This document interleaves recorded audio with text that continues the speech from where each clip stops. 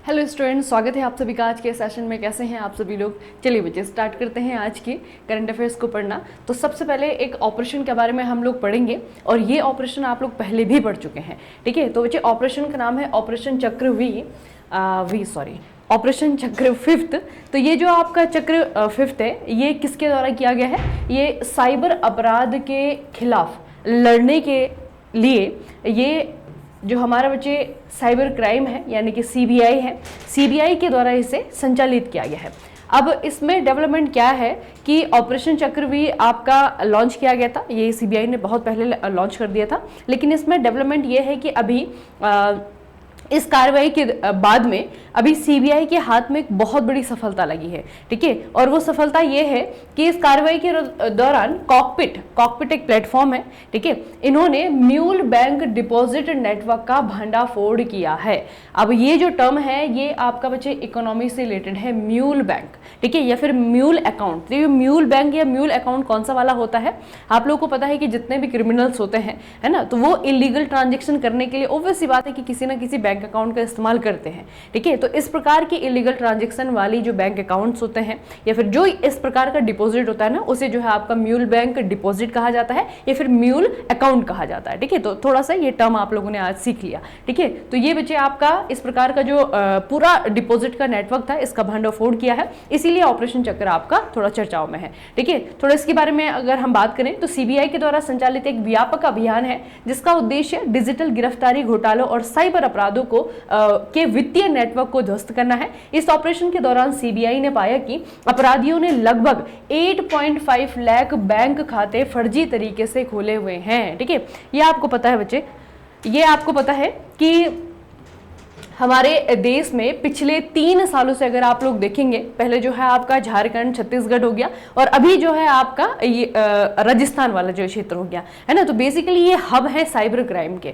Cyber crime सबसे ज्यादा जो साइबर क्राइम बच्चे हमें अभी हमारे देश में हो रहे हैं ना, वो है आपके फाइनेंशियली वाले, है ना, मतलब कि जिसमें पैसे को जो है आपका गलत तरीके से जो है किसी दूसरे बैंक के अकाउंट से उस पैसे को जो है आपका अपने बैंक में ट्रांसफर कर दिया जाता है, ठीक है। अब उसमें आपके बहुत सारे क्राइम्स होते हैं, बहुत सारे टाइप से किए जाते हैं, ठीक है। तो वो जो आपका पैसे का हेरफेर होता है, ट्रांजैक्शन होता है, उसको पकड़ने के लिए जो साइबर क्रिमिनल्स हैं उनको पकड़ने के लिए जो है आपका ये सीबीआई के द्वारा चलाया गया अभियान है। इसके बारे में थोड़ा सा याद रखिएगा, ठीक है। और अभी जो है इसमें बहुत सारे डेवलपमेंट्स होने अभी है, क्योंकि अभी ऑपरेशन चक्र वी का आप लोग कह सकते हैं कि इसी साल जो है इसे बहुत अच्छी तरीके से इंप्लीमेंट किया गया है, ठीक है। और इसमें जो है अभी सक्सेस मिलना सीबीआई को स्टार्ट हो चुकी है, ठीक है। तो ये बच्चे थोड़ा सा याद रखिएगा। अगली जो आपकी न्यूज़ है ये एक रिपोर्ट है, रिपोर्ट जारी की गई है अंकटाड के द्वारा, ठीक है। ये यूनाइटेड नेशन का ही एक विंग है, संयुक्त राष्ट्र की संस्था है अंकटाड, ठीक है, यूनाइटेड नेशन का ट्रेड एंड डेवलपमेंट से रिलेटेड है। तो बच्चे इनके द्वारा एक विश्व निवेश रिपोर्ट 2025 जारी की गई है, ठीक है। निवेश यानी कि इन्वेस्टमेंट। तो ये रिपोर्ट हमें बताती है कि कौन सी कंट्री में कितना ज्यादा निवेश किया गया है। तो इस रिपोर्ट के अकॉर्डिंग अगर हम देखेंगे तो भारत जो है 2024 में लगभग 27.6 बिलियन डॉलर का प्रत्यक्ष विदेशी निवेश जो है भारत को प्राप्त हुआ है, ठीक है। एफडीआई जो है, अब बच्चे यहाँ पे 2024 का आंकड़ा है, ठीक है। और इसमें जो बिलियन डॉलर में जो अमाउंट दिया हुआ है ना, वो आपको याद रखना है, ठीक है, क्योंकि ये अपने आप में एक बहुत बड़ा अकाउंट है। जबकि हमने क्या पढ़ा था 2023 में, अगर आप लोग देखेंगे तो 2023 में एफडीआई जो है सिर्फ भारत में ही नहीं, ये पूरे विश्व भर में बहुत ज्यादा कम हो गया था, है ना। लेकिन 2024 में थोड़े से हमारे लिए ये अच्छी बात है, राहत वाली बात है कि हमारे लिए जो एफडीआई है वो 2024 में बढ़ा है, ठीक है। और इसी के अनुसार जो है अगर आप लोग देखेंगे तो वैश्विक प्राप्तकर्ताओं की सूची में भारत जो है आपका 15वें स्थान पर पहुंच गया है। जबकि पिछले साल 2023 में अगर आप लोग देखेंगे तो भारत जो है आपका 16वें स्थान पर था, ठीक है। इसका मतलब क्या है कि एफडीआई में बढ़ोतरी देखने को मिली है, ठीक है। अब ये तो भारत की बात हो गई। अगर हम वर्ल्ड रैंकिंग की बात करें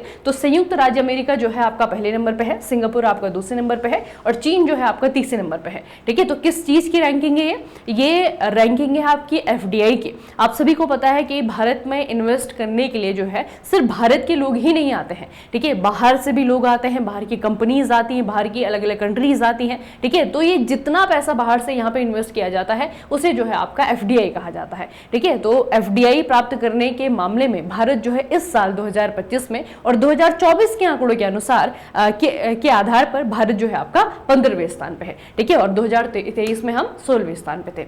अगली न्यूज बची आपकी महाराष्ट्र से। महाराष्ट्र सरकार ने क्या किया है, अभी इनिशियली 3 फसलों के लिए आपका कपास है, हल्दी है और मक्का है, ठीक है, इन फसलों के लिए हेजिंग डेस्क जो है वो शुरू किया गया है। अब ये हेजिंग डेस्क क्या है, तो बच्चे ये भी आपका बैंकिंग टर्म है एक, ठीक है, हेज बैंकिंग या फिर हेजिंग डेस्क। तो इसमें बेसिकली क्या किया जाता है कि कोई भी आपका आइटम है, ठीक है, कोई भी आइटम है जो कि मार्केट में पैसा बनाता है या फिर जिससे जो है आपका एक तरीके से जिसका इस्तेमाल हम कॉमर्शियली कर सकते हैं, ठीक है। तो ये आपको जो तीनों फसलें दिख रही हैं, कपास है, हल्दी है और मक्का है, तीनों का इस्तेमाल जो है हम कॉमर्शियली करते हैं, है ना, भारत में भी।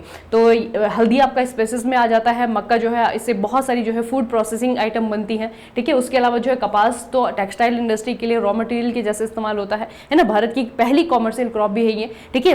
तो बच्चे इन तीनों फसलों से रिलेटेड, जैसे कि जो कोई किसान है वो इन तीनों फसलों की खेती कर रहा है, ठीक है, तो खेती में जोखिम होते हैं, आप सभी को पता है ना, रिस्क होता है। तो उन रिस्क को कम करने के लिए, है ना, या फिर उन रिस्क को कम से कम करने के लिए जो है आपका इस तरीके की हेजिंग डेस्क बनाई जाती है, ठीक है। तो ये हेजिंग डेस्क जो है महाराष्ट्र की सरकार के द्वारा किया गया है और ये जो उन्होंने शुरू किया है इसके लिए उन्होंने एक परियोजना चलाई है, ठीक है। तो इस परियोजना का नाम याद रखना, बाबा साहेब ठाकरे कृषि व्यवसाय ग्रामीण परिवर्तन स्मार्ट परियोजना इसका नाम है, ठीक है। और ये जो परियोजना है बच्चे, ये आप लोग कह सकते हैं कि अभी तो इस परियोजना की शुरुआत हुई है और शुरुआत में हमने इसके अंदर में सिर्फ 3 फसलें ली हैं, ठीक है। अगर ये अच्छे से इंप्लीमेंट होता है, सक्सेसफुली इंप्लीमेंट होता है, तो आगे जो है और भी फसलों को इसके अंतर्गत लिया जाएगा, ठीक है। तो याद रखना बच्चे। अच्छा, national commodity and derivative exchange यानी कि NCDE, याद रखना बच्चे इसे, ठीक है, NCDE और इसके शोध विंग NCAR के सहयोग से इस पहल का उद्देश्य किसानों को बाजार मूल्य में उतार चढ़ाव के कारण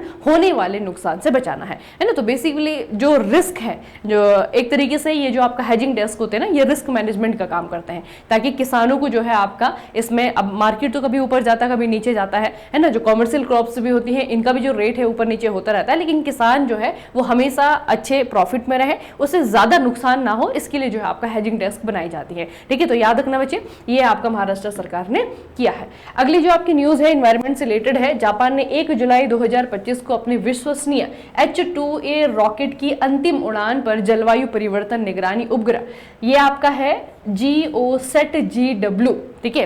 अब याद रखना बच्चे, ये न्यूज एनवायरमेंट में क्यों डाली है, क्योंकि ऐसा सैटेलाइट है जिसका काम जो है जलवायु परिवर्तन के, जो भी आपके परिवर्तन के कारण होने वाले जो भी आपके, चाहे वो अच्छी चीजें हैं चाहे वो बुरी चीजें हैं, जो भी प्रभाव है उनको जो है आपका ये क्या करेगा, एक तरीके से स्टडी करेगा, ठीक है। तो याद रखना, ये आपका green house gases and water cycle, ठीक है, और ये लॉन्च किया गया है जापान के द्वारा। इसका उद्देश्य क्या है, पृथ्वी के वायुमंडल में ग्रीन हाउस गैसेस की निगरानी करना और जल चक्र से संबंधित आंकड़ों को एकत्रित करना, ठीक है। तो इस तरीके से बच्चे आपका एक सैटेलाइट लॉन्च किया गया है, इसका नाम याद रखना, ये आपका GOSAT-GW है, ठीक है। ग्लोबल वार्मिंग के जो परिणाम है, ये ग्रीन हाउस गैसेस जो है उनकी निगरानी करेगा, वाटर साइकिल में किस तरीके की चेंजेस हो रहे हैं पृथ्वी में उसको जो है आपका ये स्टडी करेगा, ठीक है। तो आपको पूछा जाएगा कौन सी कंट्री ने लॉन्च किया है, जापान के द्वारा लॉन्च किया गया है। अगली एक शॉर्ट न्यूज है, पंजाब के फजीलका जिले में भारत का पहला लकड़ी से बना हुआ गुरुद्वारा श्री नानक निवास स्थापित किया गया है, जो कि आध्यात्मिकता, व्यक्तिगत भक्ति और वास्तुकला की उत्कृष्टता का अद्भुत संगम है। और इसे पूरी तरीके से लकड़ी से बनाया गया है, वुडन है ये, ठीक है। और इसमें जो लकड़ी का इस्तेमाल किया गया है ना बच्चे, ये फिनलैंड से मंगाई गई है, ठीक है। फिनलैंड से आयातित देवदार की लकड़ी, ठीक है, देवदार की लकड़ी जो है इसमें इस्तेमाल की गई है। तो ये थोड़ा सा आपको याद रखना है।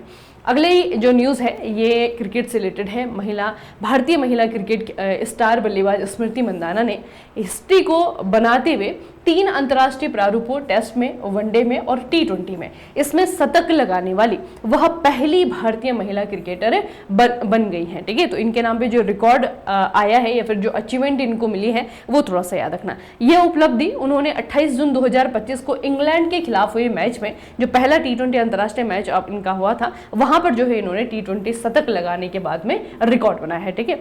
तो 3 संस्करण बेसिकली अभी जो है आपकी क्रिकेट में है, ठीक है। T20 वाला आपको पता है ODI होता है, वनडे इंटरनेशनल, जिसमें कि आपके 50 ओवर होते हैं, और दूसरा जो है आपका टेस्ट क्रिकेट होता है। तो तीनों ही संस्करण में जो है आपका शतक लगाने वाली ये भारत की अभी तक की इकलौती बैट्समैन बन गई है, ठीक है, याद रखना बच्चे। अगली न्यूज बच्चे आपकी लद्दाख से आई है। लद्दाख ने 27-28 जून को अपना पहला एस्ट्रो फेस्टिवल आयोजित किया है, ठीक है, एस्ट्रो फेस्टिवल। इसका मतलब क्या है कि इसमें जो है आपका एस्ट्रोनॉमी से रिलेटेड आपकी चीजें होंगी, ठीक है। तो ये जो है बच्चे लद्दाख का ये क्षेत्र जो है ना, ये आता है आपका चांगथांग वन्यजीव अभ्यारण्य में, याद रखना इसे चांगथांग वाइल्ड लाइफ सेंचुरी कहा जाता है। और चांगथांग वाइल्ड लाइफ सेंचुरी जो है आपका, ये बहुत बड़ा क्षेत्र है। इसी बहुत बड़े क्षेत्र के अंतर्गत आता है आपका हानले, ठीक है। हानले में क्या है, भारत का पहला डार्क स्काई रिजर्व भी है, ठीक है। तो डार्क स्काई रिजर्व का मतलब क्या है बच्चे, यहाँ पे कि यहाँ पे आसमान, एक तो हाइट बहुत ज्यादा होने के कारण जो है आपका यहाँ पे क्या है कि आसमान बहुत ज्यादा नजदीक दिखता है ना, बाकी जगह की कंपैरिजन में, और बहुत साफ भी दिखता है क्योंकि पॉल्यूशन नहीं है, ठीक है। पॉल्यूशन ना होने की वजह से, लाइट पॉल्यूशन ना होने की वजह से बहुत ज्यादा क्लियर जो है यहाँ पे आपका आसमान दिखता है। तो ये जो पूरा का पूरा क्षेत्र है, यहाँ पे स्टार गेजिंग के लिए बहुत ही ज्यादा आइडियल बच्चे आपका लोकेशन है, ठीक है। स्टार गेजिंग यानी कि अगर आपको बिना जो भी आपके टेलीस्कोप होते हैं, बिना टेलीस्कोप के अगर आपको स्टार्स देखने हैं, आपको ग्रह देखने हैं, तो वो आपको वहाँ पे आराम से देखने को मिलेंगे, ठीक है। तो इस तरीके के लिए या फिर इस तरीके के टूरिज्म को बढ़ावा देने के लिए भारत ने अपना पहला जो डार्क स्काई पार्क बनाया था, वो आपका हानले में बनाया था, ठीक है। तो हानले जो जगह है वो इसी रिजर्व के अंदर आती है बच्चे, ठीक है, याद रखना, चांगथांग वन्यजीव अभ्यारण्य। और अभी जो है इसी के अंदर जो है आपका ये फेस्टिवल सेलिब्रेट किया गया है लद्दाख के द्वारा, ठीक है। तो पहली बार ये फेस्टिवल हुआ है, याद रखना, अपना पहला एस्ट्रो फेस्टिवल जो है लेह में आयोजित किया गया है, ठीक है, याद रखना बच्चे। लेह आपको पता है ना, कैपिटल है लद्दाख की। अगली जो न्यूज है ये ईरान से रिलेटेड है। ईरान ने अंतर्राष्ट्रीय परमाणु ऊर्जा एजेंसी के साथ में अपना सहयोग औपचारिक रूप से निलंबित कर दिया है, सस्पेंड कर दिया है ना। तो आपको पता है कि ईरान और इजराइल के बीच में जो है युद्ध चल रहा है, ठीक है। और ईरान ने जो ये आपकी संस्था है IAEA, इस पे जो है आपका एक तरीके से एलिगेशंस लगाए हैं कि ये जो है निष्पक्ष नहीं है, ये हमारी साइड नहीं ले रहा है, ये आपका इजराइल का साइड ले रहा है, ठीक है। तो इस तरीके के जो है इन्होंने इस पे एक तरीके से कह सकते हैं कि इल्जाम लगाए हैं। अच्छा, यह कदम अमेरिका और इजराइल के द्वारा ईरान के परमाणु स्थलों पर किए गए हवाई हमलों के विरोध में उठाया गया है, ठीक है। तो याद रखना बच्चे, ये जो आपका IAEA है, इसके बारे में हम थोड़ा सा देखेंगे कि कैसी संस्था है, कैसे क्या काम करती है। इंटरनेशनल एटॉमिक एनर्जी एजेंसी है, स्थापना 1997 में हुई है, हेडक्वार्टर इसका जो है आपका ऑस्ट्रिया में है। अभी वर्तमान में इसमें जो है आपके 180 देश हैं। इसके महानिदेशक जो है आपके राफेल मारियाना ग्रासी हैं, ठीक है। 2005 में इसे एक सुरक्षित और शांतिपूर्ण विश्व के लिए किए गए काम के लिए नोबेल शांति पुरस्कार से भी सम्मानित किया जा चुका है ना। तो अचीवमेंट भी है इसके नाम पे।